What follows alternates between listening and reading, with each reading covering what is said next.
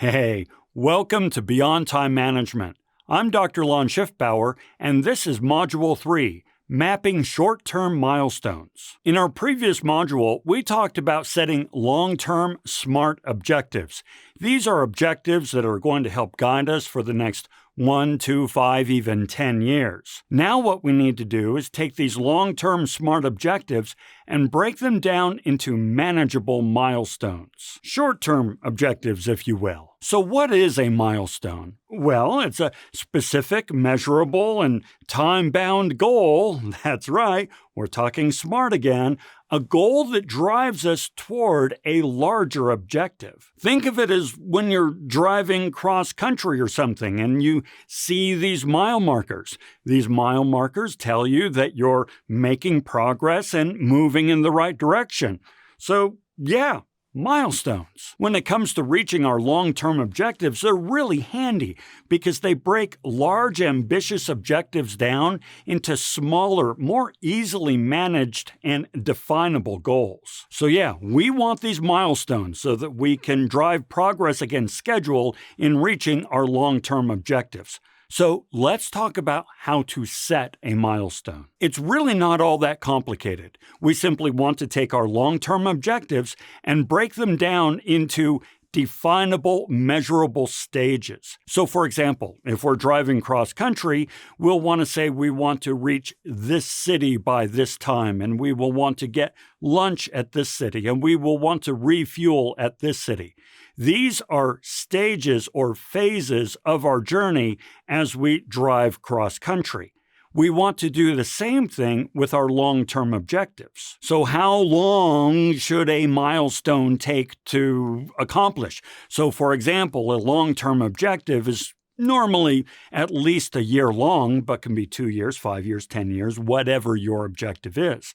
So what should a milestone be? Well, of course, it depends on the nature of your project, so there's no perfect answer. But quite often, milestones are set quarterly, every quarter, every 12 weeks, however you want to measure it. That way, you kind of see what's coming and you can work toward that goal. You can then take these milestones and break them down into even smaller, shorter milestones. So if you take a quarterly milestone, one that you're doing in 3 months, you can then break that down into what will you accomplish each of those 3 months, and then you can break it down even further. What will you accomplish each of the 4 weeks of those 3 months? The idea is that you always want to be striving for something that is immediate, tangible, right there in front of you, measurable, actionable, all those good words, but ultimately drives you toward your long-term objective. So for example, in our last episode, I shared with you that I was working on my 1965 MG Midget and that my long-term SMART objective is to get it running, road legal, able to drive the Alpine Loop by September of 2025.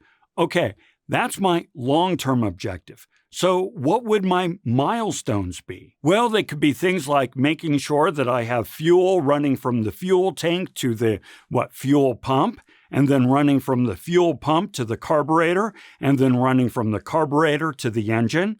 I can then make sure that I have electrical going so that I have spark, because the idea is if I have fuel, air, and spark, then I ought to be able to get it running. And all of these, done in sequence, would eventually result in me reaching my long-term objective. So that's what milestones can do for us, these short-term goals. But now we need to figure out how are we going to actually do it. Really, up until now, all we're doing is planning. We're planning what we are going to do. But now, we need to actually do it. And that's what we're going to cover in our next episode, setting tactical input goals.